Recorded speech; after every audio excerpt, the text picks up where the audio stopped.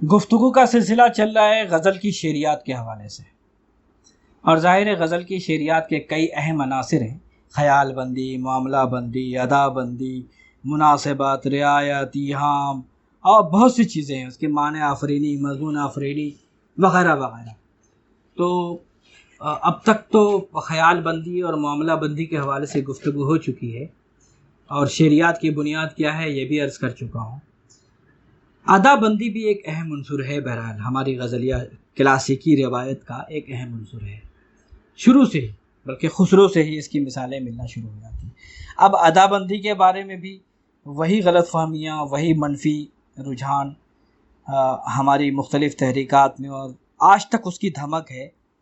کہیں نہ کہیں ایک تاثر قائم کر لیا گیا ہے کہ یہ پس درجے کی شاعری ہے اور سطحی قسم کی شاعری ہے، اس میں محبوب کی اداؤں کا ذکر ہوتا ہے کچھ اس طرح، اور خواہ مخواہ محبوب کے مٹک مٹک کر چلنے، اور آنکھوں کے اشارے کنائے، اور ابرو اور مشگاں کی باتیں، اور گردن ٹیڑھی کر کے چلنا، اور اس کی چال اور وغیرہ وغیرہ، یہ ساری انگڑائی لینا، اور اس طرح کے مضامین باندھے جاتے ہیں۔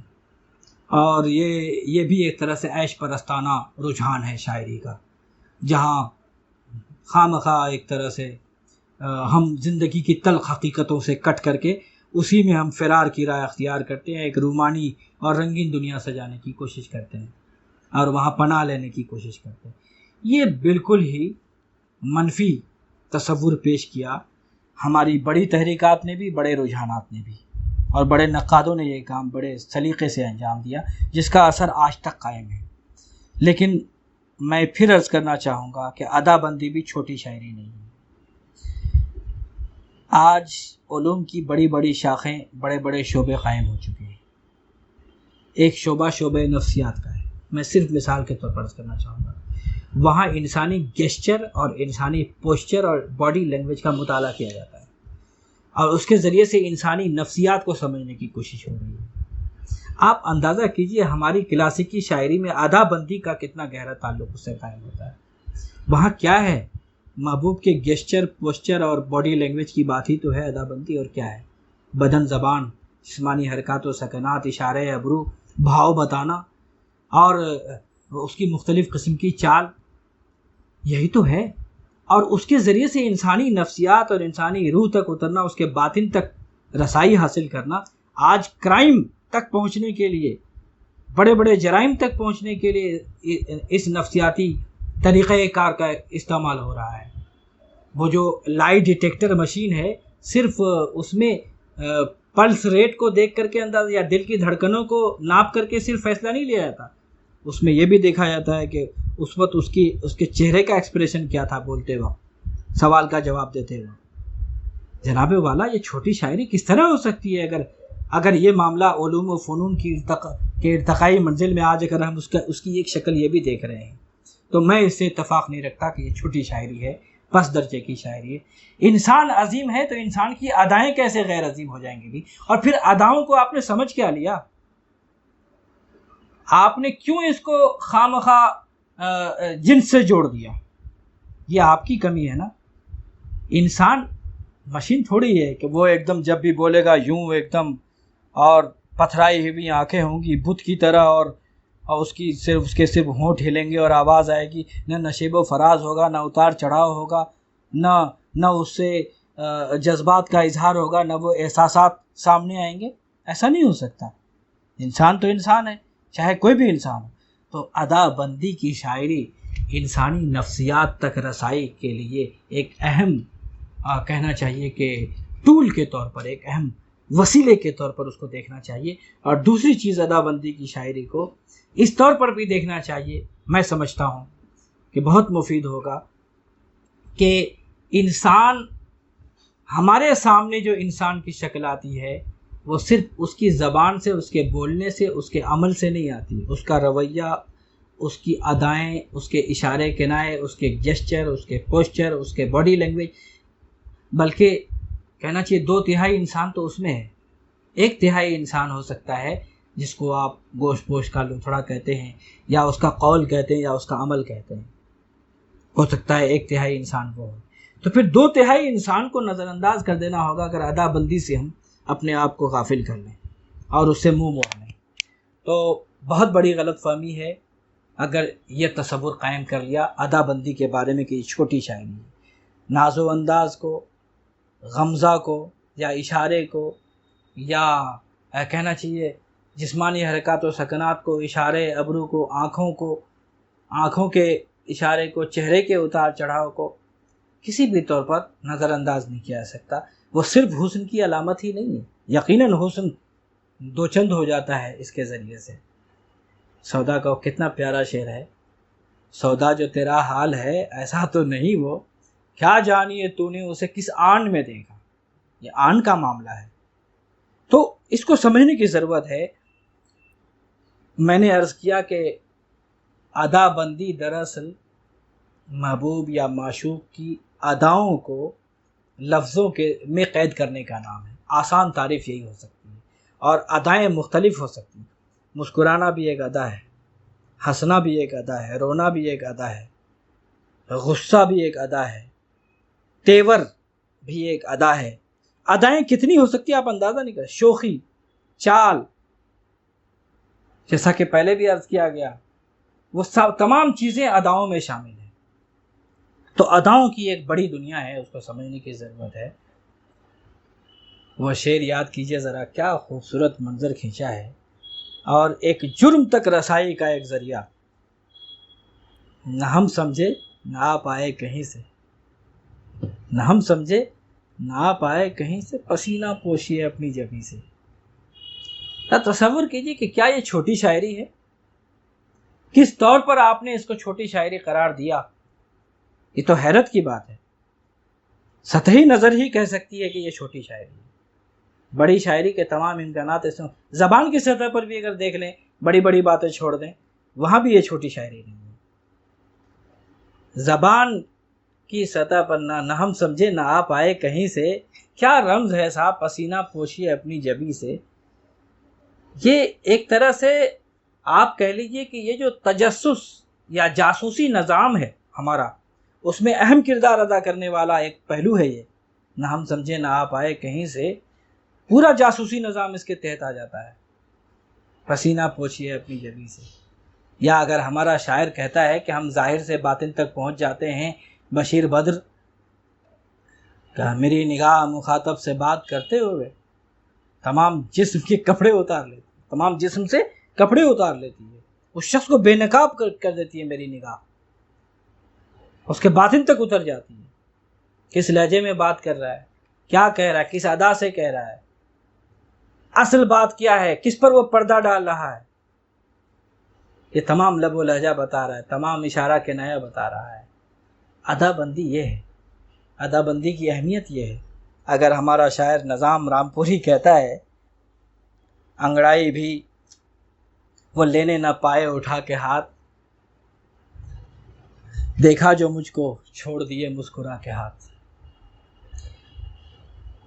ایک قسم کی یہ منظریہ شاعری بھی ہے. اس کا رشتہ محاکات سے بھی قائم ہوتا ہے، جس کو شبلی نے محاکات کہا ہے.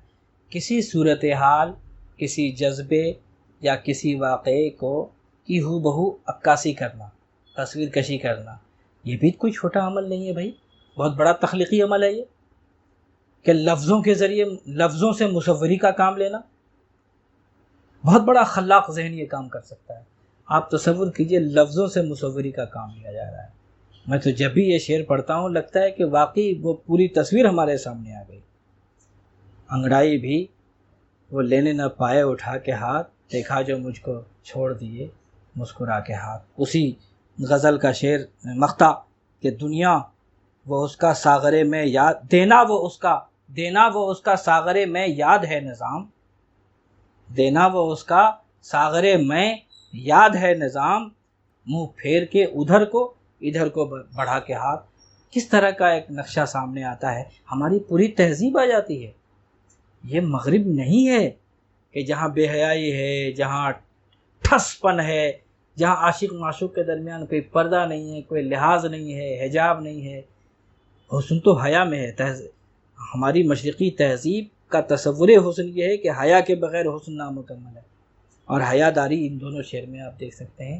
اصل حسن کا تصور، اصل حسن کا فلسفہ ہمارا یہ شعر پیش کر رہا ہے، کوئی چھوٹی موٹی بات نہیں ہے یہ چال میر سوز کا شعر، یا قیامت یہ حسن یا شرارہ، یہ چال یا قیامت یہ حسن یا شرارہ، چلتا ہے کس ٹھسک سے ٹک دیکھیو خدا را۔ ٹھسک کا لفظ کیا استعمال کیا ہے صاحب، چلتا ہے کس ٹھسک سے ٹک دیکھیو خدا را۔ یا شوق کا یہ شعر کہ اطراء کے آئینے میں، کیا منظر کشی کی ہے صاحب، اطراء کے آئینے میں چڑھاتے تھے اپنا منہ، اطراء کے آئینے میں چڑھاتے تھے اپنا منہ، دیکھا جو مجھ کو جھیپ گئے منہ چھپا لیا۔ آپ تصور کیجئے کہ ایک خاص تصویر ہمارے سامنے آئینے کے سامنے محبوب کیا جاتی ہے، حیا سے، اکبر الہ آبادی کا یہ شعر کہ حیا سے سر جھکا لینا، ادا سے مسکرا دینا۔